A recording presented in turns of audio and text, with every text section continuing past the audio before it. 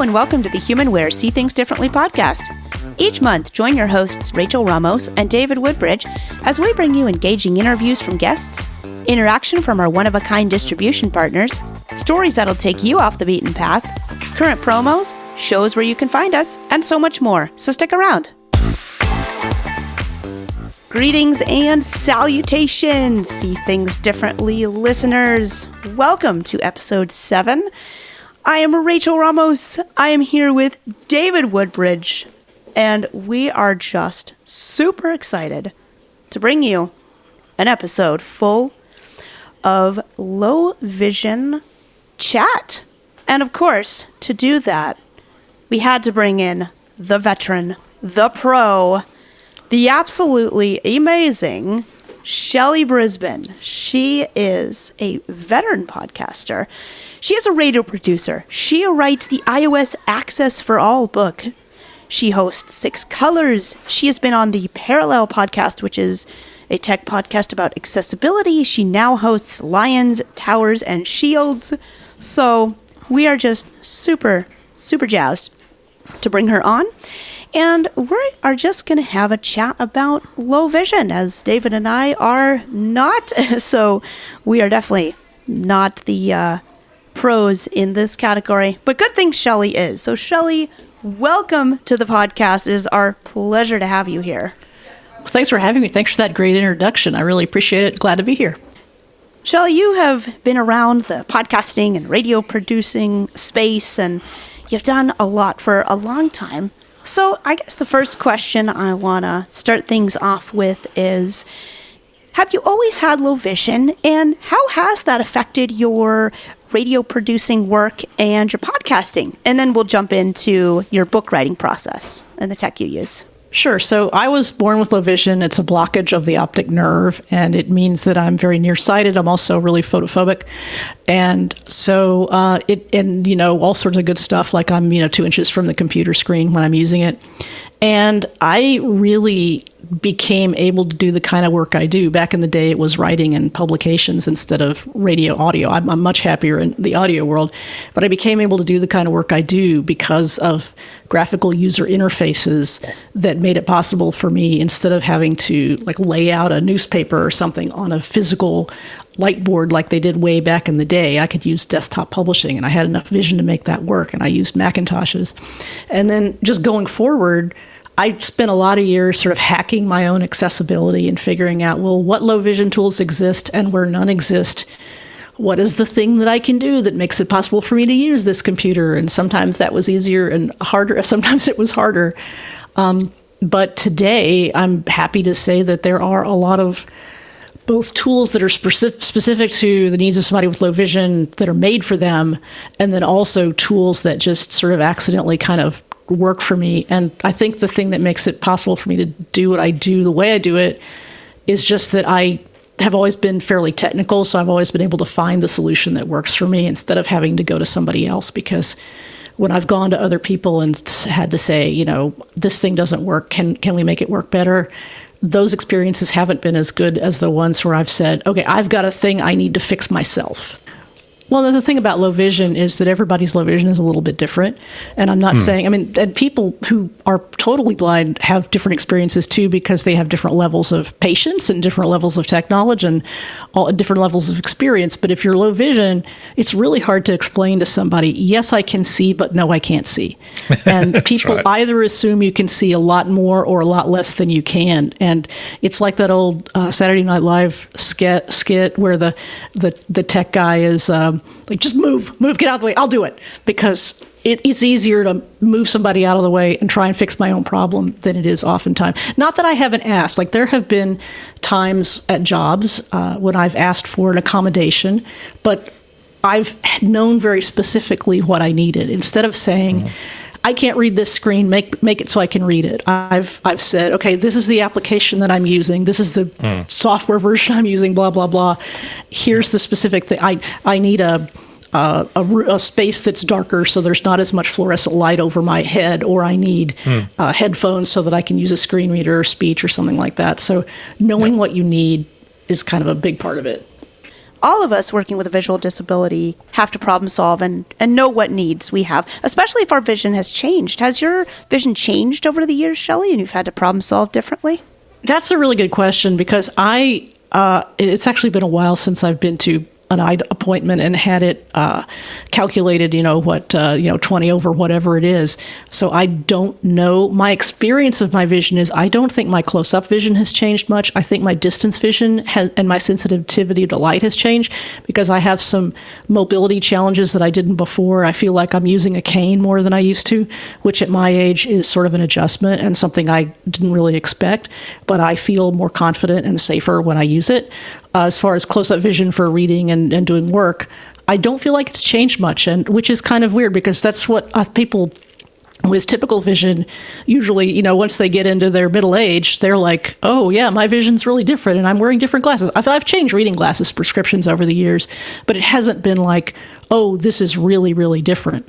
Actually, that's one thing I've always been interested in from a low vision point of view is if you're low vision and you're using a cane, do people get a bit confused that, well, hang on a minute, don't blind people use canes? What's this cane and low vision business? You must be pretending. Well, that's sometimes you get that, and sometimes it's just, so I will walk down a sidewalk using my cane. I will see somebody well enough to avoid them. That must really confuse them because here I am, I'm coming straight at them, and then I'm going, oh, okay, I need to move. And yep. I don't know how they're looking at me. I can't see their faces. I may be getting weird blurred looks, but I can't worry about it because I can't fix it. I'm just who I am. And I have heard people say that they have been, and not me so much, people accused of pretending. And that must be really challenging. I think I would fight. I would be obnoxious and I would be like, no, I'm not pretending. And I would just walk away and in disgust because I just like, it's not up to me to explain myself to you. It's not. I'm not asking you for anything. I'm not asking you to do anything differently because of my low vision. So just leave me alone. I just thought for low vision people, it's almost like that black and white thing. You either got sight, you've got, quote, low vision, unquote, or you're blind. There's no grey area in between. And I always think it's actually really, really hard for low vision people because people just assume too much. Well, sometimes you have to explain because sometimes you do need assistance. The airport is a really good example where a lot of airport signage I can read pretty well, but sometimes if I'm in a hurry, it's a challenge, or sometimes I can't read signage. Also, a lot of airports are being redesigned in such a way that there's a lot more light coming through. They're trying to put more natural light in the airport, which is great visually, except for me.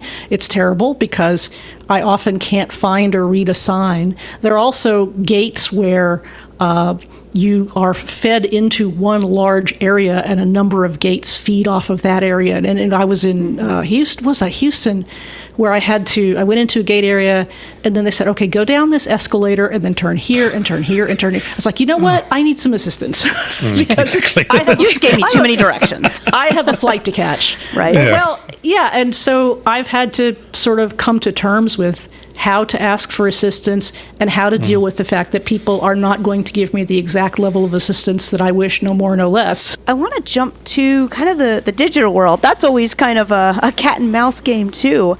Oh man, what website will I encounter today where I've got to use 3 different screen readers and 5 different browsers until I accomplish the task? Shelly, what in terms of, and we talk about 6 colors for instance, but what tech do you use to, if you do website development or just computer work, and how does that change? Well, let me really quickly say that 6 Colors is not my website. That is an Apple-focused website, belongs to Jason Snell, and I write for him. And 6 Color, I guess it's kind of ironic because if I write about accessibility, I do have to write about color and how annoying it is to me. As far as daily tech on the web, I have found I'm a Mac person predominantly on the computer side, and then an iPhone person, so I'm in that Apple bubble, But what I've found is that dark mode has improved significantly in the past couple of versions of Mac OS, because before then I used smart invert colors almost exclusively. And now a combination of dark mode and a browser extension that will fix websites that aren't dark mode friendly usually will do it. But I also have the invert colors keyboard shortcut mapped so that at any moment, if some app comes to me that's blinding white, I can quickly jump into invert colors. Nice. So it's having the tools right to hand, and keyboard shortcuts are my friend. And then on iOS, again, dark mode and smart invert colors is, right there on some sort of keyboard shortcut or back tap or whatever it is I'm using at the moment. I use magnification some, not so much. I guess on the web I'm usually at pretty standard text size, but then I will magnify specific websites because I want to magnify just as much as I have to and no more, because the more you magnify, the more weird the web page looks relative to the images and to the other graphical elements. Because I read constantly, both for work and for pleasure, and so I almost always send something I want to read, if it's on the web, to a Read It Later service or to VoiceStream Reader, and then I will use audio to read it. And the great thing about VoiceStream Reader or Speechify or any of those apps that will give you speech is that you can put your phone in your pocket and go about your business and be read to while you're doing your, cooking in the kitchen or cleaning the house or whatever it is.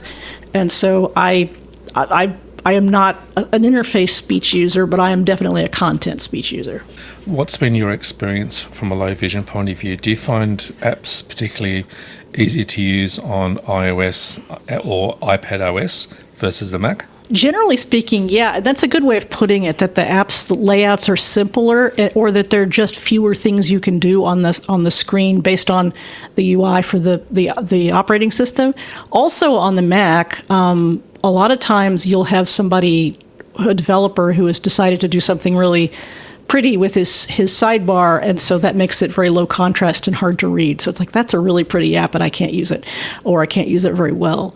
And so as a non-voiceover user on the Mac, I don't really have any problems with the layout of apps. Typically, it's usually about color contrast or sometimes the size of text, or if you have icons that don't have text labels or don't give you the option for text labels, it's like, I don't know what that little image is supposed to be. Yep. And sometimes blowing it up really big doesn't help. And emojis are the same way. Like, I only know emojis when I hover over them or when I hear them spoken. So I appreciate everyone's love of emojis, but they're kind of a pain for me because I have to go to some extra effort to figure out what they mean. As a low vision person, do you use keyboard commands more or trackpad commands more? No, I don't even use trackpad commands at all for whatever, and I tell you why that is. It's because my laptop is in clamshell mode, and because I'm using a screen, some sort of monitor, I don't use the built-in screen. I was thinking about that because I have friends who talk about, I haven't used a mouse in years, I only use a trackpad. And I had to think back. It's like, why don't I use a trackpad? I could go buy an external Magic trackpad, but why? Because most of the time I'm using a keyboard and I like it that way, so much so that I have things like Text Expander and Keyboard Maestro that give me abilities to do keyboard shortcuts of all kinds. And so, I much prefer a keyboard. And then sometimes I have to find my mouse and go, right, I have to point at that. That's annoying. I do love that you use keyboard shortcuts, and because a lot of folks who, if they have some vision, they're going to use it and they'll kind of hunt around on the screen until they find what they need to click on. And you saying that you use keyboard shortcuts as a low vision person just makes me so happy, because I think everybody should. They're so helpful. My suggestion to people that haven't done it or don't appreciate the value of them is find one tool that lets you use them, whether it's your operating system like Mac OS or Windows, or whether it's Text Expander, something that works for you. Find one tool and get really good at a few keyboard shortcuts that do something really important to you. And then after you've mastered those few and your muscle memory has acquired those few, then go on to the next thing. On Windows or Mac or even iOS, do you have a favorite, let's say, program or app that you find that really helps you be productive? For instance, I love Sharp Keys. It's available, I believe, just on Windows, and it allows you to remap keys. So if I have a keyboard that doesn't have an insert key, or it's not located in a place I find convenient, I simply just remap my grave accent key, because who uses that? If you do, that is amazing, and I'd love to hear from you. podcast@humanword.com. But so that's, I would say, one of my favorite programs that helps me speed up my time on Windows and adding shortcuts to get things done. But do you have one? And then David, I'd love to hear from you if you have one. So I love Text Expander because, I am a writer, and so I can write you a nice long email. Unfortunately, I have to write the same nice long email all the time, and why should I have to do that? Why can't I just type : I have one called :CS intro. That is, hi, I would like to book you on my radio show. I don't know you and you don't know me. This is what you need to know. Please say yes. And that's a whole email that is much more formal and fancy than that. In fact, so much so that people will reply to it, and I'll be like, did I say that in my email? Oh yeah, I did, because Text Expander told me to. And then I have actually, I do podcast show notes the same way. So I build podcast show notes in Markdown, and then I use another little thing called SearchLink on the Mac that will actually fill in the links that go. So it's a movie podcast, so I have all sorts of links to where you can stream the movie, where you can buy the movie, stuff in the show notes that we've talked about that we link to. And I build that whole thing in Text Expander, and then I fill it in with SearchLink. So I never have to remember, okay, do we show the streaming link before the disk link, or which, it just, I guess it just makes it possible for me to not have to remember as much stuff. Fantastic. What about you, David? What is your kind of favorite productivity tool?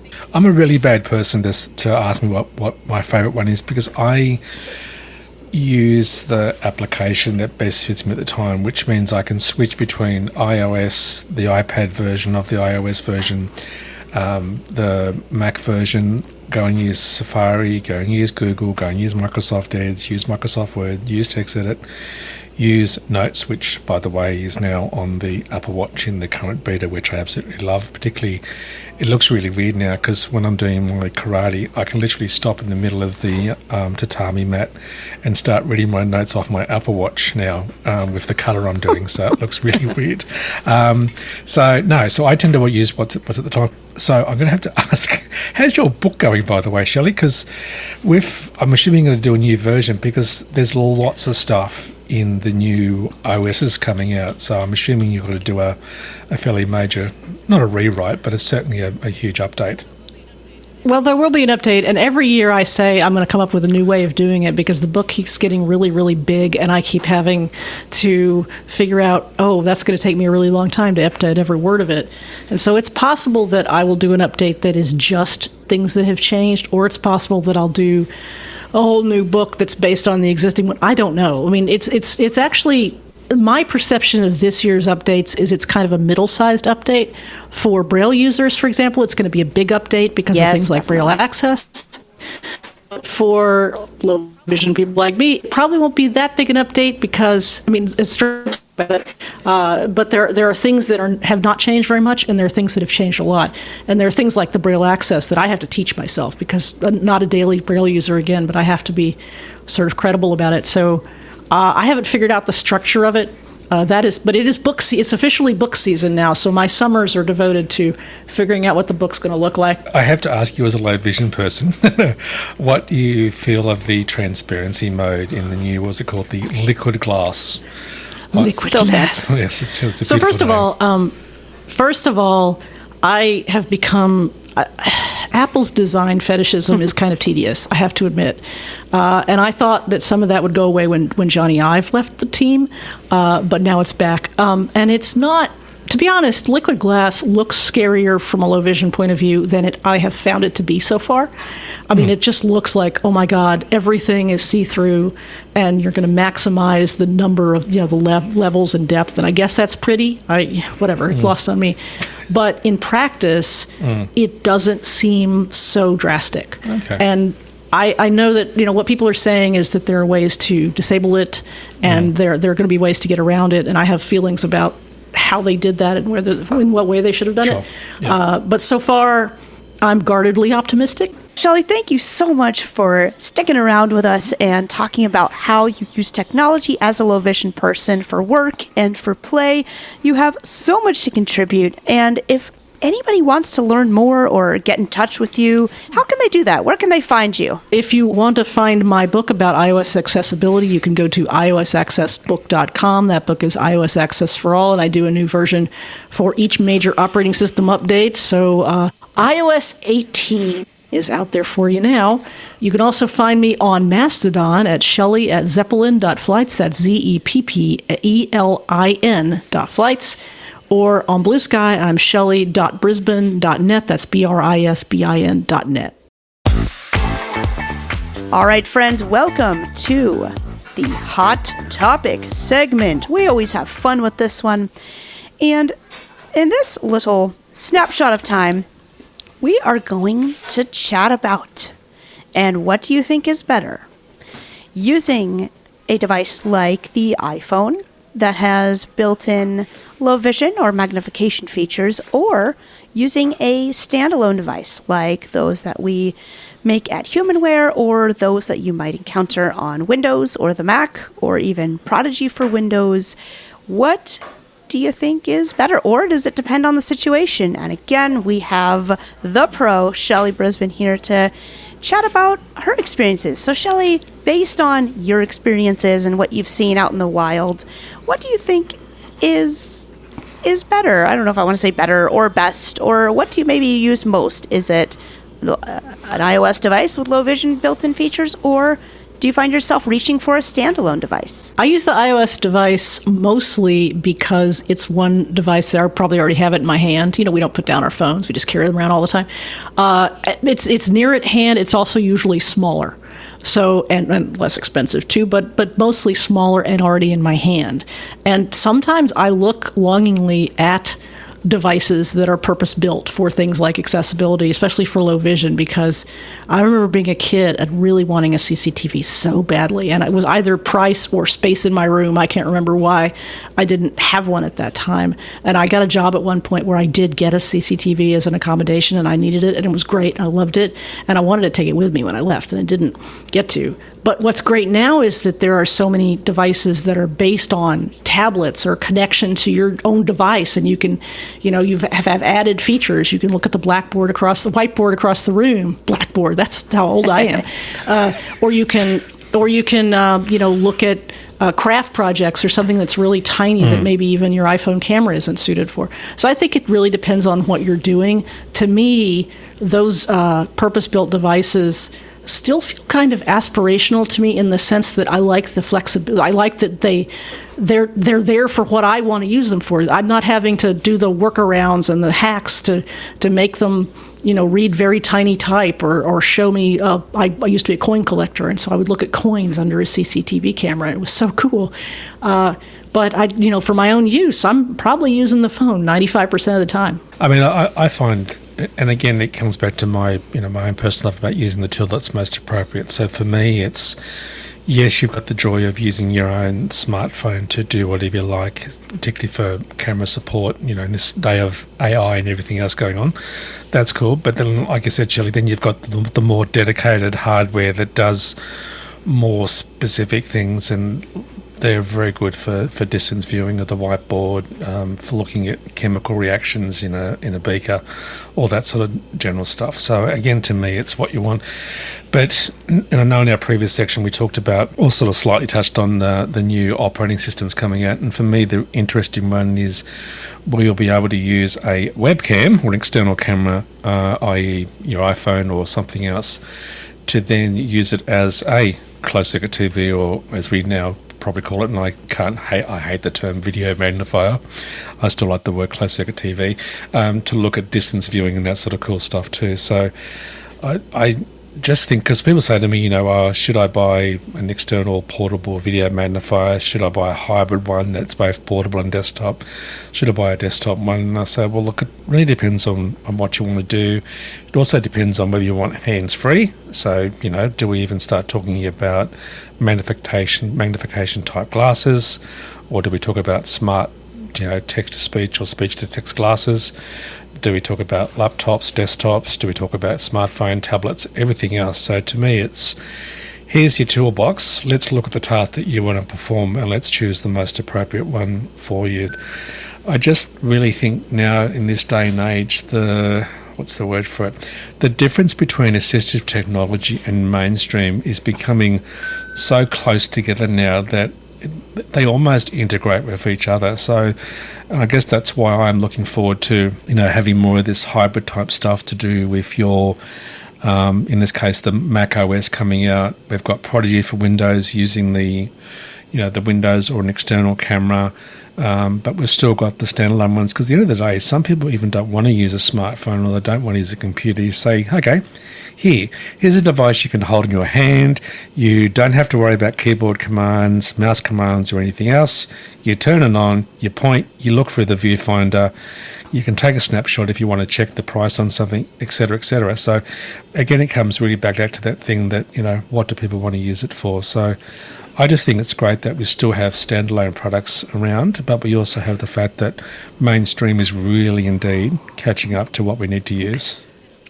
It can depend on the kind of user too, because I got my mom what are we calling video magnifiers these days, and because she was somebody, she had an iPad, but she had gotten to the point where she really had trouble reading it, and I couldn't teach her how to use it to flip it over so that she could use the camera to magnify things. It was just she was too old and too set in her ways, and I not saying that derisively at all. She was just not going to be suited to that.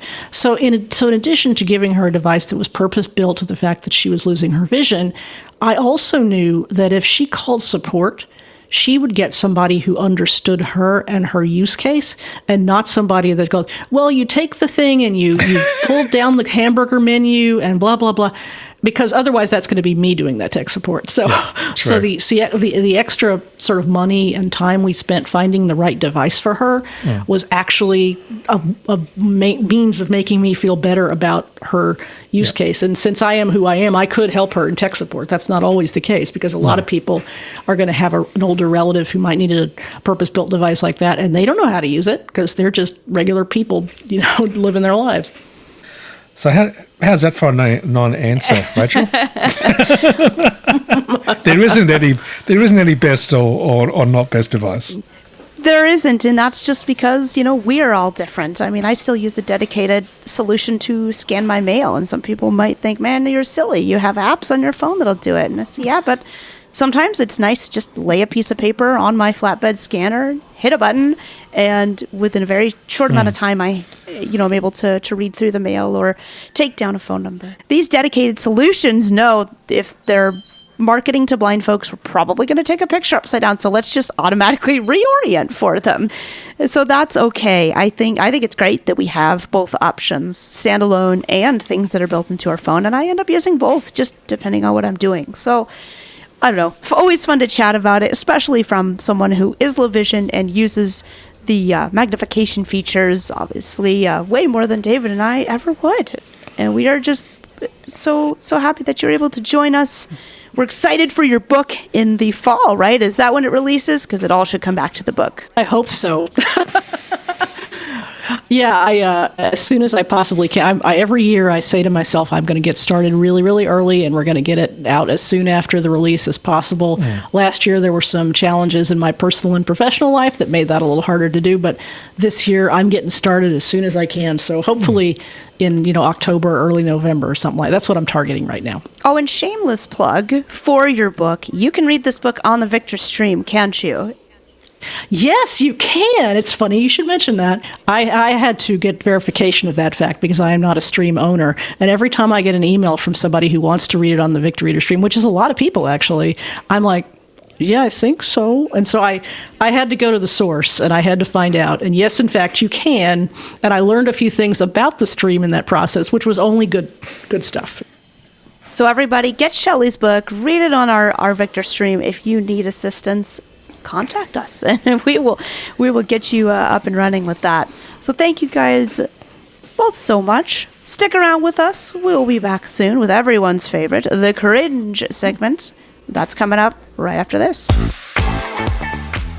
Welcome everybody to the cringe segment of this month's podcast. We always enjoy kicking around ideas of what we're going to talk about that just makes you go, or cringe, or maybe both.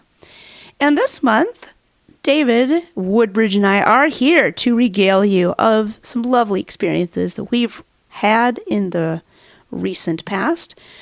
So I'm going to jump right in here. I'm going to talk about a recent shopping experience that I had, and David is going to talk about, well, you're just going to have to stay tuned. Find out what David's going to talk about. Indeed. So some things I'm sure that we all have experienced as you are maybe in a convenience store or a food mart, or you're purchasing something. You go to the counter and you're all ready to pay. You have your card out, and then there's this awkward interaction that ensues. Recently, I took my card out to pay for some lunch that I was having with some family members who were visiting, and I'm never quite sure where the machine is, because sometimes it can be behind the counter. Sometimes it's to your left, it's to your right. And then when I eventually find the machine, they have these tap to pay terminals here, at least in the US, where you can tap your card. It's very convenient. You don't have to insert it anymore. But they've changed the location of the tap to pay feature. Sometimes it's on the left of the machine. Sometimes it's on the top of the screen. Sometimes it's in the middle. Sometimes you have to flip your card over. And it is just a big deal. And so that's what happened to me recently. Was I was looking around for the machine, trying to find where to tap, and it's just one of those situations that's just kind of like, this could go a lot better. It also doesn't feel good when you're sort of fumbling around. Exactly. I'm fumbling and stumbling, and then I hear the happy beep when the money is taken. And that's the easy part. It's almost too quick. It's over in an instant. So that was my lovely cringe experiences trying to find the card machine when you are out and about shopping. And David has a similar experience when he was out and about. I do, yeah. I don't know why people just can't communicate with people and go, can I assist you? Like if you've got a guide dog or a white cane, would you like help, quote, finding the device, for example? Because with my example, I went to the theatre to watch an audio described How to Train Your Dragons here in Australia. And so I took my son with me. We rocked up to the counter and I said to the lady behind the counter, can I have an audio described unit so I can enjoy the movie? So that was fine. So as soon as I said it, she, of course, nicked off to get the device. Now, I didn't know that. So I basically said, can you go and get it? And my son said, well, she's already gone, Dad. And I went, okay, that's strike one.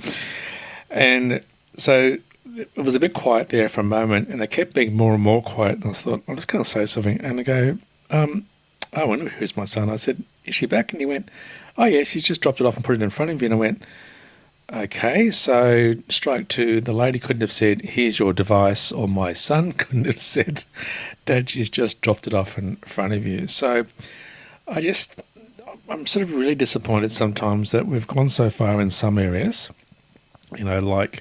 It's amazing how many things are audio described these days, and websites sort of continue to struggle, but overall I guess it's getting gradually a little bit better. There's talking stuff on trains now and all that sort of really cool stuff, but geez, when it comes to some of the basic communication with, quote, customer service people, it still lets a lot to be desired. And look, it wouldn't have taken much. I mean, obviously I was a blind person with a white cane, and there wouldn't be much to say, I'm just going to get the device, i.e. this person can't see me walking away. Right. And number two, when I come back, hi, I'm back, here's your device, sir. And actually, I could have held out my hand and she could have put it in my hand, rather than just all that awkward stuff at the beginning and awkward stuff at the end. So strike three, when I got back to the actual desk, I did point out and it wasn't the same person because I could tell that it was a different lady, but I said, look, next time perhaps when you have a blind customer come in and ask for an AD device, could you just please tell the person what you're doing as far as leaving the counter and going in to grab it, coming back and letting them know what you do? And they said, geez, that's a really great idea. We'll pass it on to other stuff. And I thought that should have been something that was already covered in basic communication type stuff, guys. So yeah, that was my experience. So great movie, but again, disappointed by customer service. I guess my final question was, after all of that, because I've had the experience, you get the device, you're all excited, and you go in there, and it's either staticky, or you can't hear it, or the description doesn't work. Did the description work? It did, but mind you, I was about 95% primed for it not to work. The customer thing sort of left a bit of bitter taste in my mouth, but because it was such an enjoyable movie and the AD actually worked, it was brilliant. So it sort of cancelled each other out a little bit. That is excellent. You can also order sort of certain type of beverages as well if you want to while you're also watching the movie. So perhaps with the F1, I might be ordering a particular beverage while I'm enjoying the movie with cheese. So I'll report that back on in the next episode. So stand by. This won't be a cringe moment. It'll be a happy cringe moment when I let people know that I've spilt my beverage in my AD device or something like that. Hey, now hopefully when you order the beverage from your seat, let's hope if it's a touchscreen that it's accessible, right? We have that. Maybe we should start a victory segment too. We talk about cringe just to be silly. That's true. But I wonder, and we'd love to hear from you. You guys want to tell us your successful moments, your triumphs? That would be lots of fun. That's a good spontaneous idea. I know. See, it happens on the podcast. Cool. But if you have spontaneous ideas that you would like to tell us, your stories, your triumphs, maybe your cringe moments, we would love to hear from you. podcast@humanware.com. Talk to us. Let us know what is going on with you. And as Peter used to say, rock and roll. Rock and roll, rock on, game on. Let's go. Welcome, everyone, to the Partner Corners segment for this month's podcast. And this is my first Partner Corner, and I couldn't have asked for a better partner to come on and tell us all about the amazing work they do. I have the absolute honor and pleasure to be with Kim Nova from Mystic Access, and many of you will know Kim and Chris for their company and what they do in terms of access technology, but they do so much more than just teach. They partner with organizations like Humanware and produce many audio tutorials, and they just do an absolutely incredible job. And so without further talking from me on my side, Kim, welcome to the podcast first. Thanks, Rachel. So great to have you here. And tell us a little bit, for those who may not be familiar, how you got started with Mystic Access and then how you got involved with Humanware and helping produce the absolutely wonderful tutorials that you do for us in our learning. Aw, thanks, Rachel. I appreciate that so much. Well, as Rachel said, I'm Kim Nova. I'm Director of Product Development with Mystic Access, and it's a two-person company. It's just myself and my husband, Chris, and I actually joined in 2015. Cannot believe it has been 10 years now since that happened. And ironically enough, the first product we ever did together for the two of us was a Victor Reader Stream 2 tutorial. So kind of have Humanware in my DNA for a long time in terms of audio recordings. And the reason that we do audio recordings is we're old, and we herald back to a time when a lot of companies included audio as part of their documentation or their product, whatever it was that they were producing and releasing at the time. Many, many items had audio documentation of some sort, usually on a cassette or 6 cassettes or whatever it happened to be at the time. And we thought back to those days of nostalgia and realized how much that audio assisted us as totally blind consumers in learning how to use the products in question. And we thought, we should bring that back. And we started thinking about it and ultimately decided what better way to begin than with a Daisy player that at the time was pretty much the top of the game and the top of the heap for products at the time in that category, which was the Victor Reader Stream 2. So that was my beginning with Mystic Access and the audio that we do. Audio is kind of our bread and butter.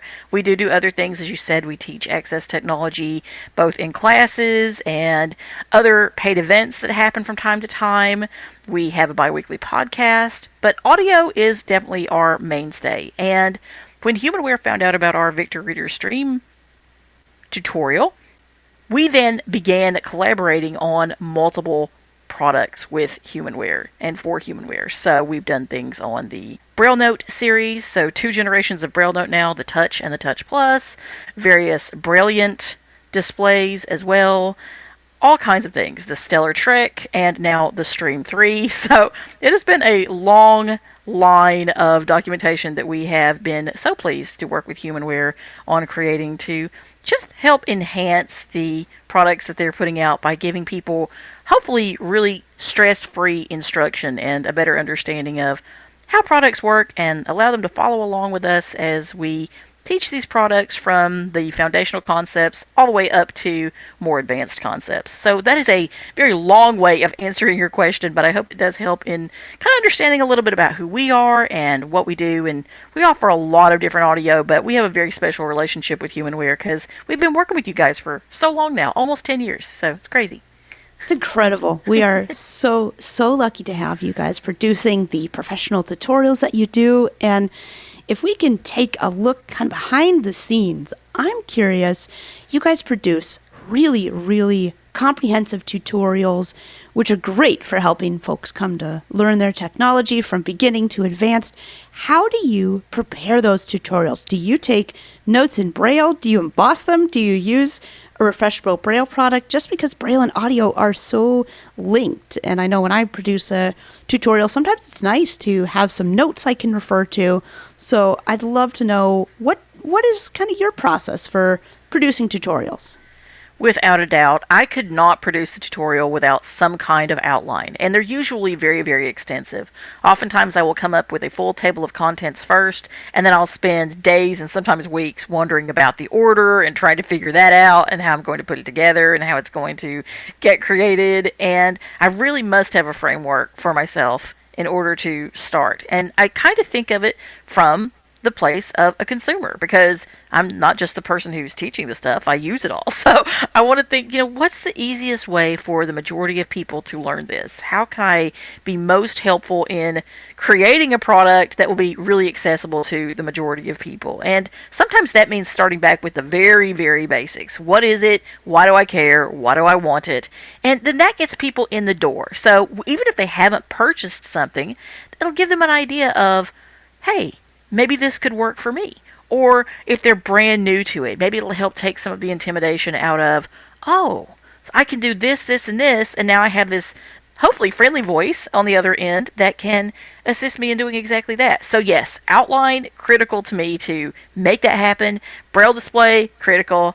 I use my Brailliant BI40X to create my outlines and often sit there and, as I said, play with those for a while to get those exactly as I want, because the recording, of course, is only one part of this entire equation. There's a ton of research that goes into the back end as well, way before the recording starts. And then, as you know, as someone who does recordings as well, the editing is the most massive undertaking usually of the entire thing, because for every hour of recording, I might do 3 hours of editing, because you mess up and you have to say things over again. Yes, absolutely. It's some things you just do not want in a recording. So, I have to watch out about that and make sure that everything is really professionally produced. I don't want any cookie cutter. I don't want any filler.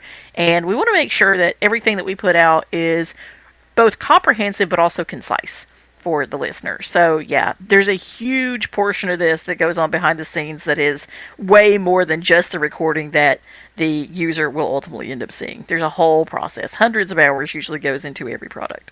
The process that you described is very similar to what I use as well, but to produce a final product that you could be proud of and that's really easy to follow, it is so worth it. And you guys do an excellent job. And speaking of Braille and all those lovely things, since we've just passed convention and on the previous episode we're talking about Braille Challenge just for fun, have you ever been involved in any type of Braille Challenge or Braille contest? I have not. I have been involved in essay contests, but never one where Braille is how that is facilitated. So I've never done that. I would love to do that. That would be so fun for me as somebody who's been reading Braille since I was a toddler. I would definitely enjoy that. I love Braille. It is a huge medium of communication for me. So I would absolutely love to do something like that.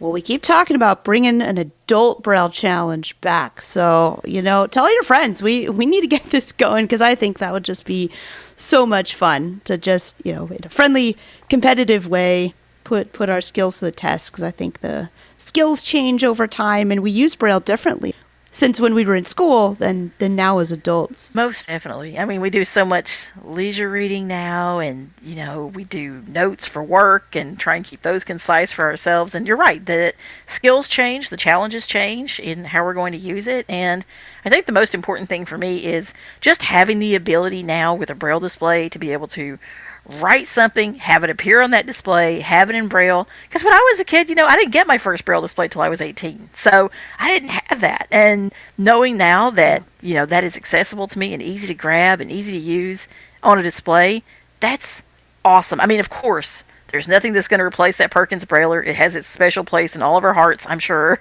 But being able to use it just anytime, accessibly, easily, is awesome. So I'm up for any Braille challenge, Rachel. You hit me up anytime for a Braille challenge. I love it. I love it. We'll have to make this happen. And oh my goodness, this segment is just flying by. So as we wrap up, and as I knew it would, can you tell folks again, in case they don't know, where can they find you and what's the best way to get in touch? And if maybe someone's listening who has an idea for a product and they say, you know what, I would love Kim and Chris to maybe produce a tutorial, or they have a client in mind, I'd really love to have Kim and Chris teach someone how to use a product. How can they get in touch with you, and what's your process for that? You can absolutely get in touch with us. Our main website is mysticaccess.com, and I'll spell that. It's mysticaccess.com. That'll get you to our main site. I definitely recommend those of you who are brand new to us to check out our podcast. It comes out every other Tuesday, and that is at mysticaccesspodcast.com. Super easy, or you can ask any of your favorite voice assistants or use any of your favorite podcatchers to play the Mystic Access podcast. We're really super easy to find. If you want to get in touch with us, you want to talk to us, you're welcome to email us, and that's simple too. It's info, I-N-F-O, at mysticaccess.com. And we're always looking for ideas for classes or what you'd like to see in a future product, something like that. We would love to hear about that from you. Or just say hi. If you like the podcast, we always love hearing that as well. So definitely get in touch with us, and also remember that we have tons of free downloads available if you're brand new to us. Maybe you've listened to the podcast, you want to listen to something else before you commit to perhaps looking at products, or maybe there's a purchase you want to make but you can't really afford it right now and you're waiting. Check out our free downloads. That's at mysticaccessdownloads.com, and you will find literally hundreds of hours of free goodies to tide you over until you want to buy that product. So we're kind of everywhere, and you're welcome to check us out however works best for you. Thanks a bunch, Kim, for coming on. Again, this is Kim and Chris with Mystic Access, and go check them out. They are absolutely fantastic, and we are so lucky to be their partners. So thanks a bunch, Kim. Appreciate you. My pleasure, Rachel. Thank you for having me. Hi, it's David here, and welcome to a short demo of using the calculator on the Brailliant BI20X or BI40X Braille display, of course from Humanware. Alright, so I'm currently sitting at the main menu of my Brailliant BI40X. I'm going to go to the calculator by pressing C, dots 1 and 4. Calculator, key calc. And I'm going to press the enter key, which is dot 8. Now, if this is the first time you've gone into the calculator since you've first turned it on, then it will remind you that you've got to use Computer Braille. If it's the second session since you've turned it on, it won't remind you about Computer Braille. And remember, Computer Braille is mainly two things. There is no number sign followed by A to J for the numbers, and the numbers A to J, or 1 to 0, you drop them down in the actual Braille still to do the number. So they're all sort of lowercase A, B, C, D. So for example, no number sign, and then A, rather than being dot 1, would be dot 2. 2, rather than being 1 and 2, B, would be dots 2 and 3, i.e. lowercase b, etc. And then of course your mathematical symbols are using Computer Braille. So I'm kind of sitting at the calculator, I've got the cursor on the Braille display, and I want to remind myself how to actually use the calculator. So I'm going to press space and M for context menu, and of course M being dots 1, 3 and 4. Equals. So that's the equals. That's when you basically press dot 8 or enter to get the result. I'm just going to press the space bar to go through each of these options. So space. Clear. Space plus dots 356. Okay, space and dots 356. Plus dots 346. Plus is dots 346. Minus dots 36. Minus is dots 3 and 6. Multiply dots 16. Multiply is dots 1 and 6. Divide, dots 34. Divide is dots 3 and 4. Copy result, backspace plus Y. Copy result is the backspace key, dot 7, plus Y, 1, 3, 4, 5, and 6. Power, backspace plus dots 45. Power, and I'm not going to repeat the rest of these, but basically power is space plus dots 4 and 5. And I'm going to press the space bar just to read them out for the rest of them. Square root, space plus dots 345. Pi, space plus Y. Euler symbol. That was Euler symbol, E-U-L-E-R symbol. Factorial, space plus dots 2346. Percent, dots 146. Back, Okay, and of course if I press spacebar again, equals. I'm back to the top of the menu. Alright, I'm going to press space and E to exit, so space and 1 and 5. And I'm back to the blank Braille display, of course with the cursor on the left hand side. So let's just do an add and a minus just for this demo. So I'm going to do 1, 0. 1, 0. So of course that was dot 2 for 1 and dots 2, 5 and 6 for 0. Plus, which is dots 1, 3 and 6. Plus. And then I'm going to do 1, 0 again. 1, 0. And press enter. Now the first time I press enter it's not going to say anything because I can type in another sum if I want to at the moment. I'm going to press enter again. 20. Now it said 20, which is what I wanted. Alright, so 10 plus 10, funnily enough, equals 20. I'm going to clear that with space 3, 5 and 6. And you notice it won't say anything once I clear anything. Alright, so let's do a minus. So I'm going to do, let's see, 61 6, 1. minus, so dots 3 and 6. Dash. And then I am going to put in 8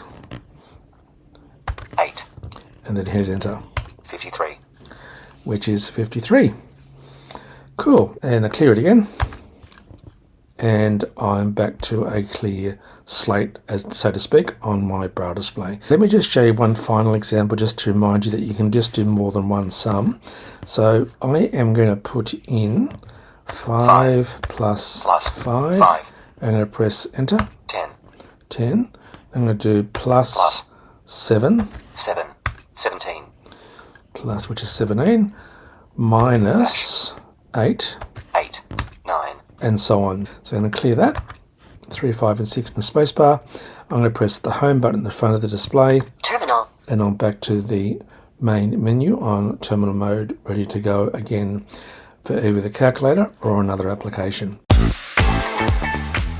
All right, everybody, welcome to the upcoming shows segment. Interestingly enough, for July/August, we don't happen to have any upcoming shows. The convention season in North America has just concluded, and August is still summer in this part of the world, and of course winter in other parts of the world. So school year has not yet kicked off here, and therefore our show presentations will be slowing down a little bit, but you can always check out our website at www.humanware.com to see what we have going on and come visit us anytime. Also, keep an ear out and an eye out. We will be back on the road in end of August and September as the school year starts up again, so definitely look for us out and about in a city or town or state or country near you.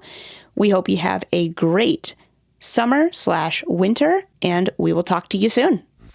If you have comments or suggestions, we'd love to hear from you.